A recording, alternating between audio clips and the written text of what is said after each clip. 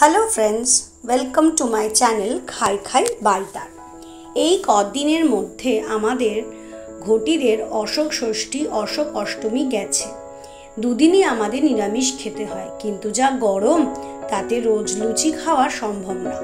সেই জন্য বানিয়েছিলাম সাবু দিয়ে একটা মুখরোচক রান্না, সেটাই দেখাচ্ছি। সাবু প্রথমে জলে ভিজিয়ে রেখে নরম করে নিতে হবে। ডুমো ডুমো করে আলু কেটে সেটা কড়াইতে দিয়ে তাতে সামান্য কড়াইশুঁটি, চিনেবাদাম, কাঁচা লঙ্কা দিয়ে নেড়ে নিতে হবে। নুনটা সন্দক নুন ব্যবহার করতে পারো।